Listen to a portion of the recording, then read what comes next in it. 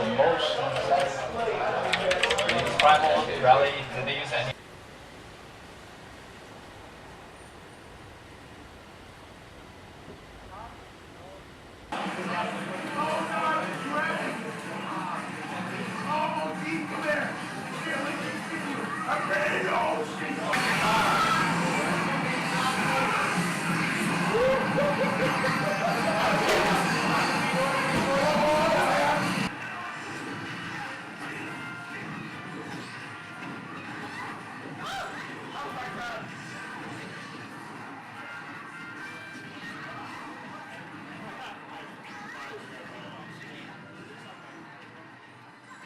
Hi, I'm Shannon. Hello, my name is Jay. My name is Mark. Hello, my name is Ryan. I'm Tiffany Chang. Hey, my name is Kofi Miller. I'm a gamer at WayPointCafe. So what got you into gaming? Like, what was like your first game that you really fell in love with? When I was like younger, I got my first console at like the age of 5 or 6, but it was like a DS, and I played a Mario 64. It was super fun. So, in general, I mean, I got into video games when I was younger, but huge Zelda fan, Legend of Zelda Ocarina of Time. I think I got into gaming because of my grandfather. He was always like a really big PC head. So I think my first game might have been Age of Empires 2, which is, one of my favorites, or some sort of Sid Meier's classic, sort of like RPG game, I think, really got me in. First game I really played and took serious was Fallen. And how old were you? I was 17 to 18. So the first game that I can recall off the top of my head, definitely Sonic 1 or Sonic 2. Don't remember which one because I had both of them at the same time when I became sentient as a child. So how did you find yourself at Waypoint? Waypoint, well, I recently moved back here like 2 years ago, but I didn't know about this place like until like a year ago. So when I first walked in, I was like, oh wait, this is pretty cool. Then I was like, the people here are super chill, they're super nice. It's like, yeah, might as well just come here every day. So the first time I came here, I was looking at tournaments, and they had their tournament, and that was the very first time I came here. So, Do you remember when that was? I want to say it's like the second week of January. Waypoint I started coming about last year. It'll be a year soon. I have been here since we opened back in September 25th of 2017. I've actually been here before that too, when everything was getting all constructed and everything. But yeah, I've been here for pretty much the whole run of it so far, the past year and a half and everything. It's been really, really fun, surprisingly. I did not think that being a manager would be so fulfilling. Because I've never really had manager type experience. Like, of course, like I've always had like lower roles, but I would always kind of like put my foot in the ring or my hat in the ring. I put my hat and my foot in the ring. It's like, hey, you can do this. Gratefully, Gino has had me here being the manager, and this place is like a second home to me. Like, it's great because I know practically everybody by name. I usually help people have a good time, and even on their bad days, I do my best to cheer them up. Just helping out where I can, but also last year we ran a career and community event here. So Waypoint was generous enough to be our partner for that, and we hosted an event with a lot of esports and gaming professionals at this venue, and just connecting people, getting career advice, and talking about the esports industry and getting into it and various careers that are in it that most people don't think about. Why do you come back specifically to Waypoint? What keeps you coming back? Oh, for me, Waypoint's basically like home. Like, me and Gino are good friends. Everyone at the cafe is really just chill with each other. You have a lot of moments where you just play games, talk smack to each other. It's kind of like a big family, just based off of gaming, not a bunch of other stuff. I don't know, playing at home, it's just boring. It's like, I don't know, I just like being social. So it's like being at home, it's like you're isolated. And being out here, you just interact with people more. Okay, so you say like a major benefit of Waypoint is the community? Mm-hmm. Yes, the community here is a huge reason why I keep coming back. It's gotten to a point where I come here to actually get work done, or just kind of decompress from the day. It's kind of actually just become my spot. in the city to come and just relax. I think it's a little bit like more than just like the games. You know, it's honestly a really, really unique environment. You get to sort of be in a community of all these people that don't really get to go out much, right? That people who usually they tend to stick to themselves, and this place really has like a tendency to bring all sorts of people like together. Like I've made a significant amount of like friends here. I've got to know so many interesting and great people. It's honestly, the community here is something really unique. Right, yeah. And yeah, so can you talk about, do you have any other, like, if you don't mind answering, like, sort of ulterior interests or hobbies? In the fighting game community, I like to do commentary for tournaments. Cool. Recently, I did commentary for a major that happened in April. Sick. Yeah, so I've been enjoying that aspect of gaming, like showing your insight and knowledge into games, kind of entertaining people. It's something I've always liked doing, so it's nice to be able to do that too. So, I mean, aside from like gaming and school's a pretty large chunk of my life, I also do stand-up comedy, and I also cook a lot. I really like cooking. Right. I think that explains the Yeah. reality. Honestly, I like coming here because like I feel like a lot of my life I'm actually a tap dancer, I'm a dancer, so like that's what I do. So like this role is very different than that. So it's nice to like kind of get away from all that and be in a different kind of community.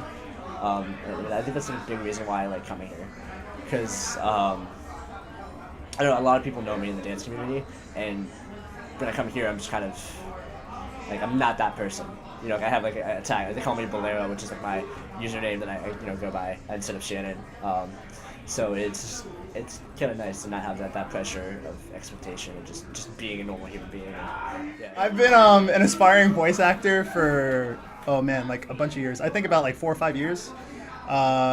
I've been in one game so far, thankfully. Bless my stars. It's a game called Sword Legacy Omen. It's like an indie game that's on Steam. It was really funny because one of my favorite things to do, voice acting wise, is like I make my own little clips because I used to write a lot and stuff like that, and I have a lot of friends who are artists and writers and stuff like that. So I'll make like stuff for them too and all that jazz. But being a fan of anime and tokusatsu type stuff, i.e. like Power Rangers, that sort of thing, I'm used to like characters yelling and all that stuff. So I have gotten really good at yelling over the years, and it's one of my favorite things to do. Over it, but what exactly makes Waypoint different from all these other cafes, places? If there is a difference. So a lot of the gaming cafes, you kind of go there and like play on your own, or like maybe they might have like a small area for people. But what's nice about Waypoint is they have a common area up front, and a lot of people start connecting with each other, not just through events that happen to be here, but just because they happen to talk with each other. There's a lot of people who just will rent out a TV, and then anyone can come in and play Smash or any other fighting game, anything else that they rented out to stream on there, and just meeting other people. A lot of other areas don't really have that kind of openness, and also the focus on community and esports and promoting esports in general here is a lot stronger than I've seen in other places, where the focus is very much on like getting people on the computers just to play. There's a lot of people who come here regularly in the community because they find it more like a family.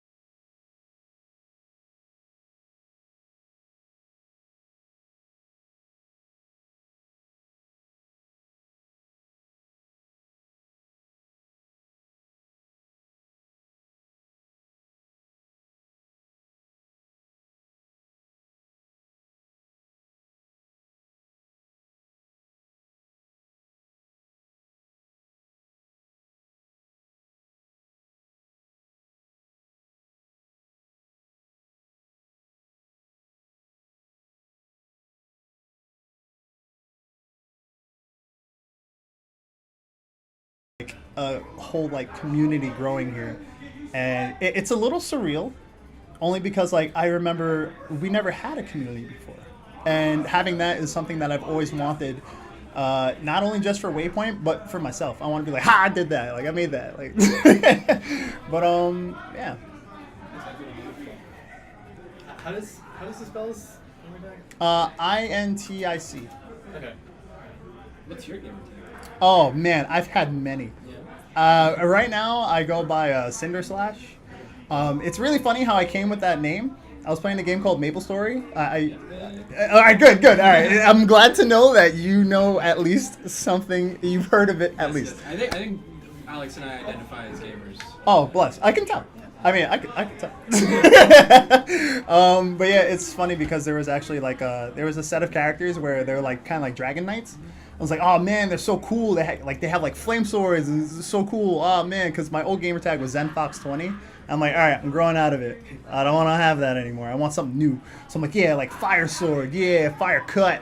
Fire attack. I'm like, this is really dumb. Like cinder slash. I'm like, I kind of like that. That doesn't sound too bad. At first I didn't like it, but then I started streaming on Twitch with it, and it got to a point, like this is when Smash 4 came out. I would play that in the morning, and like I had like a little bit of a following going. At some point I had 50 people daily, and on occasion I'd get like 150, like 120, like a whole bunch of people like just looking to play Smash with me.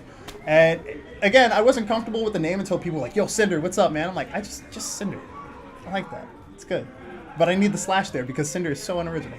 But yeah, that's how I got that name for the most part. That's cool. So like, what are like the main games you play now? Oh, whew, God. All right, so main games that I play right now, I don't know how it happened. Actually, I do know how it happened. My main bread and butter right now, which I blame my girlfriend for it, is Final Fantasy XIV, the MMO. I had it when it first came out, then I got bored, and then I stopped playing it. And then each expansion I came back, and then that was it. But my girlfriend recently moved in with me, and she would always play it on the computer. And she's like, man, I just want to play this game with you. I was like, you could get married, right? She's like, yeah, but you're too low level to do it. And I'm like, I was of level at one point, but then when they came out with the new expansion, they're like, man, I don't think you're old enough. I'm like, oh, no, it's the worst. So, I started playing it again on a whim. And then I realized that I was playing it so often trying to catch up with her that she's like, can I play now? And I'm like, no, you don't have a computer. So then it came down to the point where she recently started working. Today was actually her first day at her new job. And she had a really good day, and now she's probably sleeping because she has to get up super early. But as a like congratulatory sort of thing, I built her a computer. And I was like, all right, now we can play together. And we've played a couple of times, but we're still not married yet. I gotta get married. Gotta grind. I'm maxed out now, but now we can get married. But it's like, oh, you gotta wait a week to get married. I'm like, I am not good at scheduling, so we're gonna wait. But yeah, Final Fantasy 14 is Final Fantasy 14 is my main bread and butter right now. On top of that, Risk of Rain 2 has been a very fun game for me. It's a small indie game. I remember when they had just the first one and people kind of hated it. It had like a small cult following, and I was like one of those people who really loved it. It was very difficult, like 2D pixel, like super tiny pixel sort of game. But now it's grown into like a third-person shooter sort of thing, and it's actually really fun. But yeah, Risk of Rain 2, Final Fantasy 14, and Smash Ultimate are like the three games that encompass my whole gaming presence right now. Especially when I play here, because I beat so many people up with Bowser. I love it. Yes, it's like you made Bowser? Yeah. I love Bowser, dude. It's funny, I never used to like Bowser that much. And then when they came out with Smash 4, they're like, hey, man, we're going to take Bowser and we're going to make him stand up. And I was like, wow, all right, he could stand up. Ooh, amazing. And they're like, yeah. And instead of him scratching people, now he's just going to punch him in the face. I was like, all right, that's kind of cool. Like, also, he could drop kick people. I'm like, sign me up. This guy's my main now. And he was my main in Smash 4, and now he's my main in Smash Ultimate. And people get surprised. They're like, Bowser. And then when I body them, they're like, oh, okay, Bowser, right, pretty good. So, I've actually tried to play in the tournaments that we have here. We hold Smash tournaments like twice a month. I'm usually the streamer and commentator for the tournament. And, people are so used to me talking like, oh, as a Bowser main. Like, that's always something that I'm always saying. So I actually got to play on stream. The other day. and I did really well. I 2-0'd one guy, and it was really hilarious. And then after that, I in total I think I went 2-2. So I won 2 games, lost 2 games. I didn't hit top 8. I think I hit top 16, which is okay. But you know, in terms of like skill level, I'm the king of casual, but I'm nowhere near competitive. So I'm in this like gray area, and it's funny because people are like, wow, you're so good. You should play tournaments. And I'm like, never. That's purgatory. I'm not going there. That's where the monsters are, man. Yeah. So can you talk a little bit more about like the Smash tournaments and like other events you hold here? Oh yeah. So we've had plenty of different tournaments and events. Tonight being one of them, the NYXL viewing party for I believe that was the quarterfinals. Yeah. NYXL versus the LA Gladiators. So yeah, we hold different events like that. The 5 Deadly Venoms is the Overwatch, the New York Excelsior team group that comes to visit and hang out and stuff like that. On top of that, we've done several different tournaments. Like on occasion, we'll host Fortnite tournaments in tandem with GG League, which is the group or the association that kind of makes the program for the computers, like how we pretty much run Waypoint PC-wise. But out of the blue, after Smash Ultimate came out, my twin brother was like, hey, how about we just host our own tournaments? Because when the game first came out, we were all obviously very excited for it. And my boss, Gino, he's like, you know, I want to hold the tournament and I want to give away a Switch with Smash on it just because. And, you know, somebody came in, they won it, and the turnout was huge. I think the turnout was I think it was either 32 or 40-something players, but we had a total of like 50. So there was a side tournament to get into the actual tournament. Like it was crazy. I wasn't here that day, but my brother told me all about it. But after seeing the success of that tournament, it was clear that, you know, we should definitely host tournaments. Especially because there's a place called Xeno Zero about 2 blocks away. They do the Xeno Weeklies. Every Wednesday they have Smash tournaments. And, you know, it's a venue that's usually full of 90 to 100 plus people just for a Smash tournament one day out of the week. And, you know, it's kind of hard to practice for that sort of thing. Like if you don't have an accommodating space for it, or, you know, like if you're too scared to enter in a tournament that big. So after we made Waypoint Warriors, which is our tournament, people who either do attend Xeno or wanted to attend Xeno, they come over here to kind of test the waters against people who might not go over there. And, you know, it's kind of growing in its own sense, which is really weird, up to the point where people were like, yo, you guys should definitely stream this. And, you know, my boss is like, hey, you know how to stream. Can you stream it? And I'm like, I guess. But, you know, commentary-wise, I can pretty much recognize almost every move in the game. But I don't know frame data. Like, I'm not that guy. I'm like, oh, you know, Bowser has a 2-frame jab. Like, I'm not that kind of guy. I know if you get hit in the face with it, that's a clean 15%. And that sounds expensive on paper. But, you know, stuff like that, he enjoys when I talk like that, as do a lot of people. And he's like, yeah, your commentary is funny, and I want that. So, you know, I do what I call scrub commentary.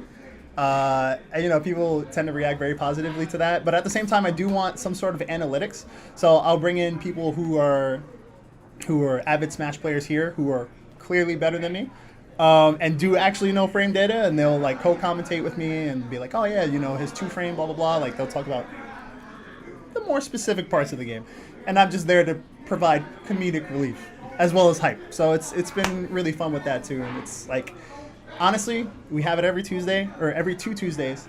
This Tuesday, we're not having it, and I'm working that Tuesday, so I'm going to feel very lonely, as do I do. It's like post-tournament depression. It's like the next week, and it's like, oh, it's not this week. Like it always hurts. But yeah, I just love the tournament scene here, and seeing it grow is actually really fun. One thing, sorry, I'm going on a tangent about it.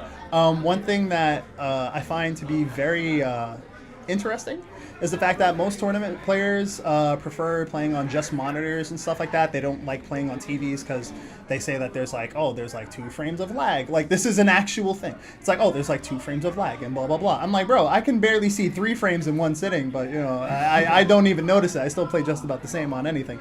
And at first we had a lot of complaints because people didn't want to play on the TVs, they wanted to play on just the monitors. But over time, people just started to adjust because, the only monitor setups that we have are the stream setups that are right there at PC's 2930. So I think in the future, Gino, the more that this tournament grows, Gino's going to start accommodating to the player's choice, getting more monitors and stuff like that, making it a little more official at a time. And it's going to be really interesting to see where it goes from there. That was everything we had done. Anything else you wanted to talk about Cafe, the community here, what you're planning for the future? Oh, all right. So future plans.